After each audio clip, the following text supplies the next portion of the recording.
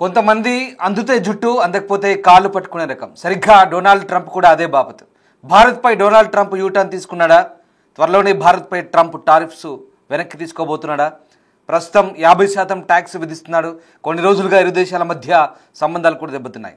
అమెరికాకే ఎక్కువగా డ్యామేజ్ జరగడంతో తప్పు తెలుసుకొని ట్రంప్ వెనక్కి తగ్గుతున్నట్టుగా అనిపిస్తోంది. ట్రంప్ ట్యాక్స్పై ఇండియా తీవ్ర అసంతృప్తి వ్యక్తం చేస్తుంది. అమెరికాలోనూ ట్రంప్ తీరుపై తీవ్ర విమర్శలు వస్తున్నాయి. దీంతో వైట్ హౌస్లో భారత్ సంబంధాలు పూర్తిగా కట్ అయ్యాయి. స్వయంగా ట్రంప్ ఫోన్ చేసినా మోదీ పట్టించుకోలేదు.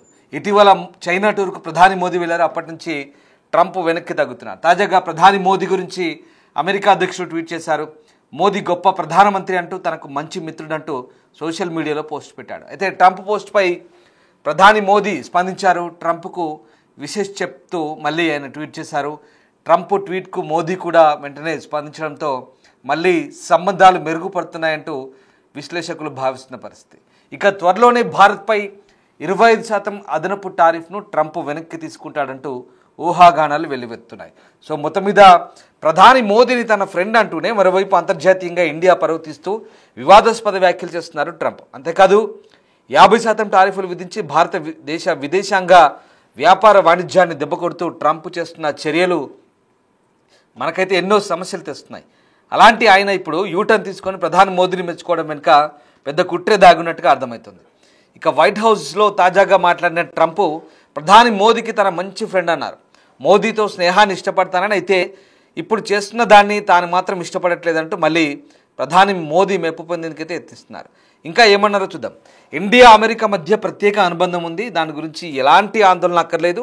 రష్యా నుంచి ఇండియా భారీగా చమరుకుంటుంది. ఇది చాలా బాధాకరం. అయితే కొన్ని నెలల కిందట ప్రధాని మోదీకి నాకు మా ఇద్దరి మధ్య చక్కటి సంభాషణ భేటీ జరిగింది. మేము కలిసి న్యూస్ కాన్ఫరెన్స్ కూడా నిర్వహించాం.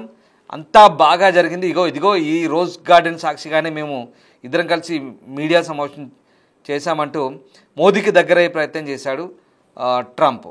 సో ఇక్కడ మొత్తం మీద ట్రంప్ చేస్తున్న వ్యాఖ్యలు అయితే అసలు అవివేకంగా మారుతున్నాయి, అనాలోచితంగా ఉంటున్నాయి. ఒక్కోసారి ఒక్కో రకంగా ట్రంప్ ప్రవర్తిస్తున్న తీరు, ట్రంప్కి ఏమైనా తిక్కా లేకుంటే పిచ్చా ఇలాంటి పదాలు వాడాల్సి వస్తుంది.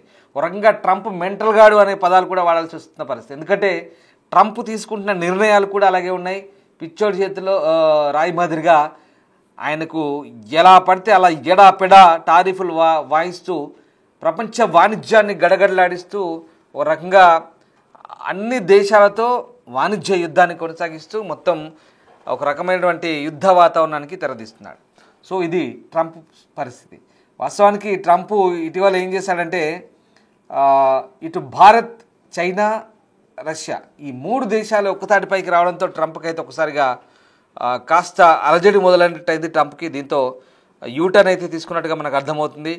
సో గంటల వ్యవధిలోనే మనసు మార్చుకున్నారు. ముందుగా భారత్ను అమెరికా కోల్పోయిందంటూ, భారత్ రష్యా లాంటి దేశాలను కోల్పోయిందంటూ వ్యాఖ్యలు చేసి ఆ తర్వాత మాట మార్చారు. అయితే రష్యా నుంచి భారత్ చమురు కొనుగోలు చేయడం మాత్రం తీవ్ర అసంతృప్తి వ్యక్తం చేస్తూ ఈ 50% టారిఫ్లు విధిస్తామంటూ హెచ్చరికలు జారీ చేశారు.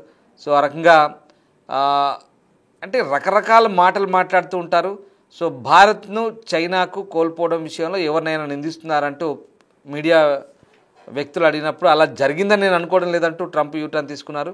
ప్రధాని మోదీతో తనకు చాలా మంచి సంబంధాలు ఉన్నాయని, రష్యా నుంచి భారత్ చమురు కొనుగోలు చేయడమే తనను ఇబ్బందులకు గురి చేస్తుందంటూ చెప్తున్న పరిస్థితి. సో ఆ రకంగా ఇప్పుడు అంటే ఇక్కడ తన సోషల్ మీడియా ట్రూత్ సోషల్లో షీ జిన్పింగ్, రష్యా అధ్యక్షుడు వ్లాదిమిర్ పుతిన్తో నరేంద్ర మోదీ ఉన్న ఆ పిక్చర్ని ట్వీట్ చేస్తూ భారత్ రష్యాలను మనం చైనా కోల్పోయినట్లు కనిపిస్తుంది. చైనా ఉచ్చులో పడి 2 దేశాలు మాకు దూరమయ్యాయంటూ ఆయన చేసిన కామెంట్. అంటే రకరకాల వ్యాఖ్యలు చేస్తుంటారు. ట్రంప్ ప్రభుత్వంలో ఇతర అధికారులు కూడా భారత్పై ఓవైపు విమర్శలు చేస్తూనే ఉన్నారు. భారత్ విధిస్తున్న అధిక సుంకాల వల్ల అమెరికా ఉద్యోగాలకు నష్టం వాటిల్తుందంటూ వైట్ హౌస్ సలహాదారు పీటర్ నవారో ఆరోపిస్తున్నారు. మరోవైపు అమెరికా ఐటీ కంపెనీలు తమ పనులను భారత కంపెనీలకు అవుట్సోర్సింగ్ చేయకుండా అడ్డుకునే విషయాన్ని కూడా ట్రంప్ సర్కారు పరిశీలిస్తుందంటూ ఆయన సహాయకురాలు లారా లూమర్ అంటున్నారు. అయితే ఆమె తన ఆరోపణలకు ఎలాంటి ఆధారాలు చూపలేదు. ఇటు వాణిజ్య కార్యదర్శి హోవార్డ్ లుత్నిక్ మాత్రం చర్చలకు సిద్ధమే కానీ కొన్ని షరతులు ఉంటాయంటూ ఆయన మాట్లాడతారు. భారత్ తమ మార్కెట్ని ఇంకా తెరవాలని అనుకోవడం లేదు. రష్యా నుంచి చమురు కొనడం ఆపాలి, బ్రిక్స్ కూటంలో భాగస్వామ్యం మానుకోవాలి, అమెరికా డాలర్కు అతిపెద్ద క్లయింట్ అయిన అమెరికన్ వినియోగదారుడికి మద్దతు ఇవ్వండి, లేదంటే 50% టారిఫ్లు ఇస్తామంటూ ఇతను మాట్లాడతాడు. So Howard లుత్నిక్. సో ఈ రకంగా అనేక రకాలుగా అవాకులు చెవాకులు పేలుతున్నారు. ఈ అమెరికా పాలనా యంత్రాంగం ఎవడు ఎన్ని ఆరోపణలు చేసినా కూడా బ్రిక్స్ నుంచి భారత్ని తప్పిస్తారా? మీ తరం అవుతుందా? బ్రిక్స్ కూటమిలో భారత్ చాలా కీలకమైన దేశం.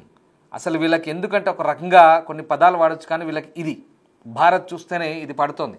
ఎందుకంటే బ్రిక్స్ కూటమి ద్వారా అమెరికన్ డాలర్కు పోటీగా అసలు వీడి పెత్తనం ఏంటి, ఈ అగ్రరాజ్యం పెత్తనం ఏంటి, అన్ని చోట్ల వేలు పెట్టి తగుదునమ్మా అంటూ అన్ని చోట్ల నేను వచ్చి కూర్చుంటానంటూ ప్రతి దానికి వీడి పెత్తనం ఏంటంటూ నీ డాలర్తోనే కదా నీ అహంకారం, నీ బలుపు అంటూ నీ డాలర్ విలువ తగ్గించే ప్రయత్నం చేస్తామంటూ భారత్ ఎప్పుడైతే కామెంట్ చేసిందో తద్వారా అప్పటి నుంచి అమెరికాకు వణుకు పుడుతోంది. భారతదేశం అనుకున్నంత పనిచేస్తే మళ్ళీ మా పరిస్థితి తారుమారయ్యే అవకాశం ఉంది అని భావిస్తున్నారు.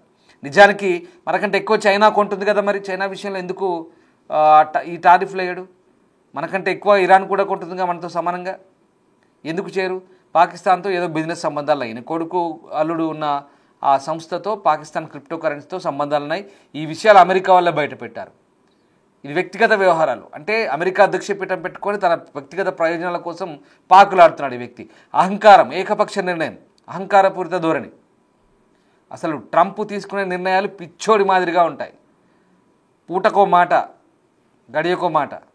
అదే అందితే జుట్టు, అందకపోతే కాళ్ళు అన్న మాదిరిగా ఉంటుంది ట్రంప్ నిర్ణయం. అసలు ఈయన బ్రిక్స్ కూటమి నుంచి మనం తప్పుకోవాలంట. ఎంత వీళ్ళ వాదనలు చూస్తుంటే ఎంత విచిత్రంగా ఉందో. మనం టారిఫ్లు తగ్గించాలంటే రష్యా నుంచి మనం చమురు కొనుగోలు ఆపాలంట వీడి కోసం. ఇదంతా కూడా అసలు ఏమనుకుంటున్నారు? భారత్ చూస్తే వణుకు నిజంగా ఇది పడుతుంది వాళ్ళకి. ఎందుకంటే భారత్ స్వతంత్రంగా ఆర్థికంగా ఎదుగుతోంది, సైనిక పరంగా ఎదుగుతోంది, సాఫ్ట్వేర్ ఇంజనీర్లను తయారు చేస్తున్నాం, డాక్టర్లను ఇస్తున్నాం, అనేక బహుళజాతి కంపెనీలు, అనేక ప్రొడక్ట్స్. ఇవన్నీ ఒక ఎత్తు అయితే అంతరిక్షంలోకి నేరుగా భారత్ ఎవరి సహాయం లేకుండా వెళ్తుంది. చంద్రమండలంలోని సౌత్ పోల్ను కూడా భారత్ తాకింది. మీకు ఈ విషయం తెలిసిందే. ఇప్పటివరకు అమెరికా కూడా సాధ్యం కాలేదు. భారత్ అనేక విధాలుగా శాస్త్ర సాంకేతిక రంగాల్లో, వ్యవసాయంలో టాప్, శాస్త్ర సాంకేతిక రంగాల్లో టాప్, అలాగే ఐటీ ఇంజనీర్లలో టాప్, వాణిజ్యంలో కూడా ఎదుగుతుంది. ప్రపంచంలో 3వ ఆర్థిక శక్తిగా ఉంది. ఎవరిపై పెద్దగా ఆధారపడదు. అవసరమైతే ఇంజనీర్లను తయారు చేస్తుంది, డాక్టర్లను తయారు చేస్తుంది, ఎక్స్పర్ట్స్ని తయారు చేస్తుంది. కరోనాకు మందు ఇచ్చింది ప్రపంచానికి. ఏం తక్కువ? ఫార్మా రంగంలో ముందుంది, ఐటీ ఎక్స్పోర్ట్స్లో ముందుంది. అమెరికాని నడిపించేది మన ఐటీ ఇంజనీర్లు. అమెరికాలో డాక్టర్లు కూడా చాలామంది మన వాళ్ళు ఉన్నారు, ప్రొఫెసర్లు ఉన్నారు, యూనివర్సిటీల్లో వ్యాపారవేత్తలు ఉన్నారు. అన్ని రంగాల్లో అమెరికాలో భారతీయ నిపుణులు ఉన్నారు. ఇది చూసి కంటగింపుగా మారుతుంది ఓర్వలేనితనం. భారత్తో ఇతరత్ర వైరమేం లేదు. కేవలం భారత్ను ఆర్థికంగా శక్తిగా ఎదగనియకుండా చేయాలంటే ఇది ఒక అక్కసు. అంతేకాదు వ్యక్తిగత అక్కసు ట్రంప్కు, ఆయన కొడుకు, అలాగే ఆయన అల్లుడు ఉన్నటువంటి WLF అనే ఒక కంపెనీ ఉంటుంది, ఒక ఆర్థిక పరమైన సంస్థ. అది దాంతో పాకిస్తాన్ క్రిప్టో కౌన్సిల్తో వీళ్ళు టైఅప్ అయ్యారు.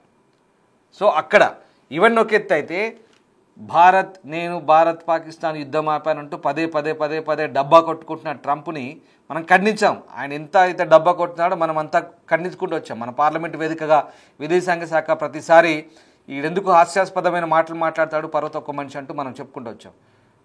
అయితే నేను ఆ యుద్ధం ఆపాను, మీరు నాకు నోబెల్ బహుమతికి నామినేట్ చేయనంటూ మనం మోదీని అడిగితే చీప్ పోరా అన్నాడు.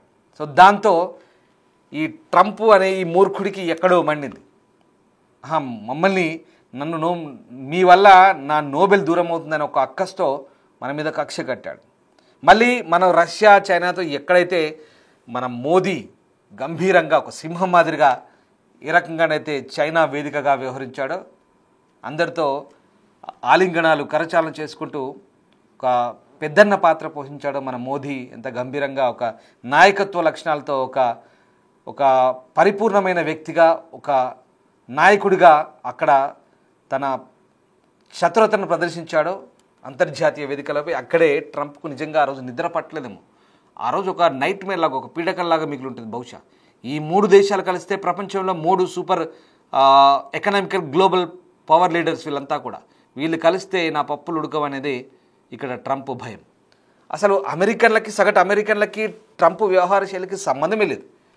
ఇక్కడ మొత్తం అమెరికా దేశాన్ని ఆపాదించలేదు. ట్రంప్ అనేవాడు కేవలం ఒక పిచ్చివాడి వాదిలా వ్యవహరిస్తున్నాడు. ట్రంప్ తీసుకునే నిర్ణయాలు మొదటి నుంచి కూడా రెండోసారి ఎప్పుడైతే అధ్యక్షుడు అయ్యాడో అప్పటి నుంచే ఈ వెర్రి చేష్టలు ప్రపంచ వాణిజ్యాన్నే గడగడలాడిస్తున్నాడు. అసందర్భోచితంగా టారిఫ్లు వేస్తాడు, ఇష్టారాజ్యంగా విరుస్తాడు. అహంకారం, ఏకఛత్రాధిపత్యం.